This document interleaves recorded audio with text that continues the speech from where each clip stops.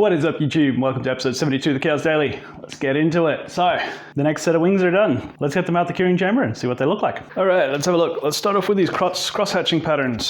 So you can see there, big wide spacing crosshatch. I think this is an average of about 35 millimeter. They're not quite the same all the way across. I just roughly threw them in. I didn't make them perpendicular or anything like that. So yeah, that's really rough, but roughly 35 millimeter spacing.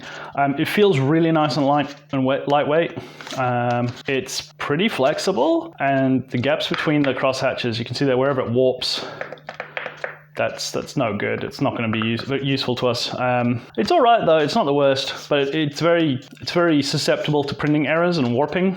So yeah, I'll only be able to print something like this in the center of the bed where I know I don't get any warping. But let's see how much it weighs.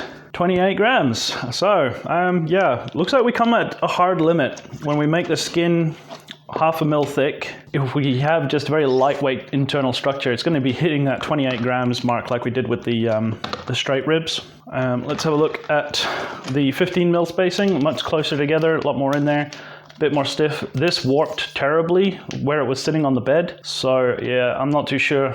I still don't know what's causing this. It must be the LCD screen or something that's causing this, because the part that was printed in the middle, no warping or anything. These ones that were sitting on the outside, lots of warping. So let's see what 15 mil spacing is. That's lighter. Again, I don't understand this. There's more material in this. There's physically more material on the inside of this. I'm not too sure what's going on. I don't get it. 25 grams. I don't get it. That makes zero sense to me. This tells me that there's, even if I get a better scale and I can go down to 0.0 grams, I think what the issue is, this one has more warping and stuff on it, more print error. So I'm thinking it's lighter because these areas where the warping are, there's less actual material that is cured to the structure that is displayed by the LCD screen. Does that make sense? So it's actually printing less of the object than it should be, and that's why you were getting a lighter weight. But this one was the surprising one. This is the dark horse that I sort of threw together. This is a really simple helical lattice that's then repeated along the chord length of the wing. This is really nice and stiff. It's nice and lightweight. There's plenty of good support across the structure of the skin. There's very few places where you can actually press it and it deforms. This turned out really nice. So I might actually look at taking this further, because this is excellent. This is better. This is the best result structurally. And structural distribution across the surface out of all the parts that I've printed so far. I really like this. And the weight is 32, 33. We'll call it 32. So we can work on this. This can definitely get better. I'll put a big tick in the corner to say, yeah, I like this. This works.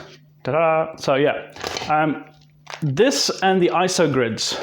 I really like this and the ISO grids.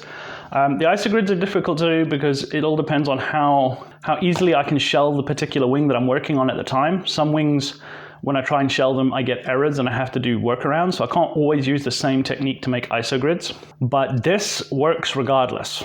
So I'm going to see if I'm about making a couple variations of this, and we will test this out. So there you go. Nice short episode today. I'm not really going to get into it. Like I said, we are going to have a closer look at that ladder structure. I really do like the results from that. This is a very promising system to use. It's a little bit heavier, so I can look at making this lighter, changing the lattice structure.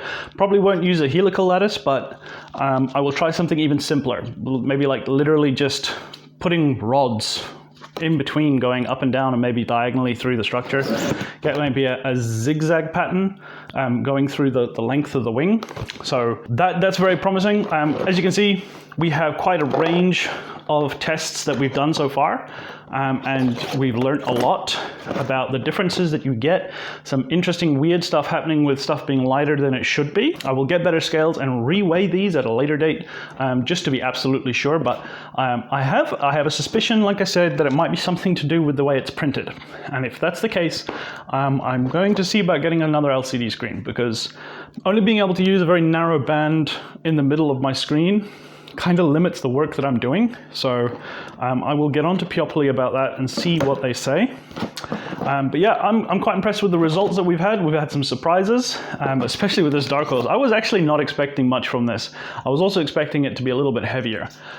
But the weight distribution, the strength, This, all in all, is just really good. I really like this, so I'm going to work on variations of this. So yeah, that'll cover it for today's episode. Make sure you hit the like button. Make sure you're subscribed. If you're not, go subscribe to my other channel and stuff coming there soon. And as always, I've been Chaos. And until next time, expect the unexpected, and I will see you guys later. And a special thank you to all my patrons that help support the channel.